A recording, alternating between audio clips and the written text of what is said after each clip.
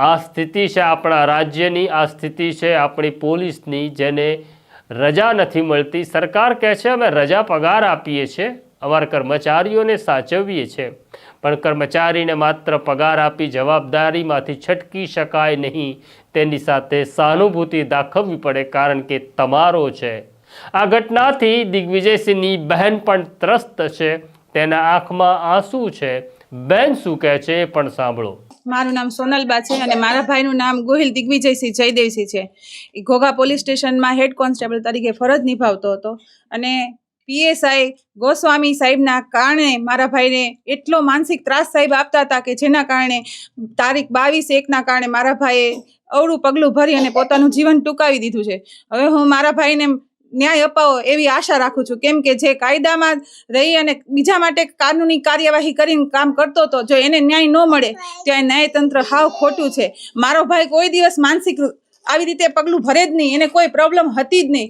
સાહેબના કારણે, એના પ્રેશરના કારણે મને ફોન કરીને કહેતો હતો અને છેલ્લે એને આવું પગલું ભર્યું ને ત્યારે એને મને ફોન કર્યો કે દીદી હું આ જાઉં છું, મારી બધી વિગત મારા ગાડીમાં હશે।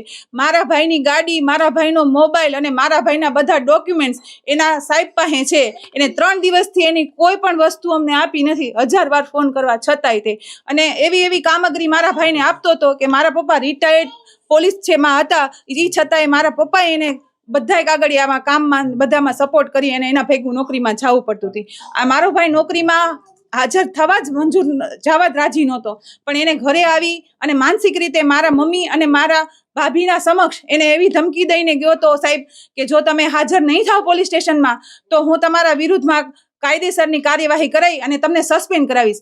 મારા ભાઈને એટલો માનસિક ત્રાસ હતો કે એને એનું જીવન ટૂંકાવ્યું, મારા ગોયડા મા બાપના હાથ પગ ભાંગી નાખ્યા, એના બાળકોને પત્નીનું જીવન બગાડી નાખ્યું। હવે હું બસ બધા પાસે એટલી જ પ્રાર્થના કરું છું કે મારા ભાઈને ન્યાય અપાવો અને મારી ભાભી અને બાળકોનું જીવન તો હવે કંઈ છે નહીં, પણ જે મારા ભાઈને માનસિક ત્રાસ આપ્યો છે એના 1000 ગણો ત્રાસ એના સાહેબને મળવો જોઈએ, બસ એટલું જ માંગુ છું।